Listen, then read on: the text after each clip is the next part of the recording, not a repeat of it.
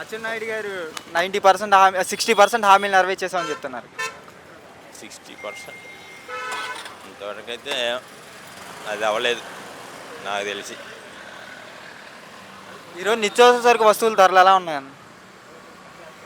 ఇదివరకు మీద కొద్దిగా బెటర్ అనిపిస్తుంది, ఇంకా తగ్గాలి. మా సామాన్యుడు బతకాలంటే ఇంకొద్దిగా బెటర్ అవ్వాలి. గతంలో జగన్మోహన్ రెడ్డి గారి హయాంలో చంద్రబాబు నాయుడు గారు బాధుడే బాధుడు కరెంట్ ఛార్జీలు తెగ పెంచేశాడు జగన్మోహన్ రెడ్డి అన్న. ఈ రోజు ఎలా ఉంది? ఇప్పుడు ఉన్నాయి, ఆ ఛార్జీలు ఇప్పుడు ఉన్నాయి. సగం బిల్లు వస్తే సగం ఛార్జీలు వేస్తున్నారు. మేము వస్తే తగ్గిస్తామన్నారు కదా చంద్రబాబు నాయుడు. ఏం తగ్గలేదు. 500 బిల్లు వస్తే 500 ఛార్జీలు అవుతున్నాయి, 1000 రూపాయలు బిల్లు వస్తూ ఉంది. గతం కన్నా ఇప్పుడు గతం కన్నా ఇప్పుడంటే అప్పుడు ఉన్నాయి ఛార్జీలు, ఇప్పుడే వేస్తున్నారు. తగ్గలేదు ఛార్జీలు అయితే ఏం తగ్గల. ఈరోజు విద్యా వ్యవస్థ ఎలా ఉందన్న?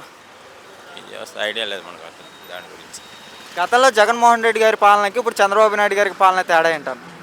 తేడా ఏంటంటే ఇప్పుడు ఈయన కొద్దిగా అనుభవజ్ఞుడు, అయినా ఉంది కానీ చేయలేకపోయాడు. ఆయన వాళ్ళ నాన్నగారు బాగా చేశారు, జగన్మోహన్ రెడ్డి గారు. రాజశేఖర రెడ్డి గారు ఉన్నప్పుడు బాగుండేది, ఈయన చేయలేకపోయాడు, అంతే తేడా. ఏ తప్పులు చేసి జగన్మోహన్ రెడ్డి ఏ తప్పు చేసి ఉంటాడన్న ప్రభుత్వంలో?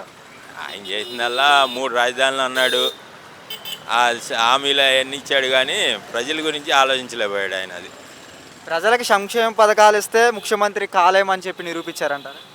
అది ఇంకా అదంతా రాజకీయం, మనం ఏం చెప్పలేం. కానీ ఏదైనా సరే సంక్షేమ పథకాలు ఇచ్చుకున్నా సుఖమే ఉంది, ఇంట్లో కూర్చోబెట్టి పోషించకూడదుగా, మార్గాలు చూపించాలి వాళ్ళు బతకడానికి. చంద్రబాబు నాయుడు గారు ఈ పాలసీ పెట్టారంటారా? పాలసీ అని కాదు, ఈయన ప్రొసీజర్ వేరు, ఆయన ప్రొసీజర్ వేరు. అది ఈయన కొద్దిగా బెటర్ ఆయన మీద.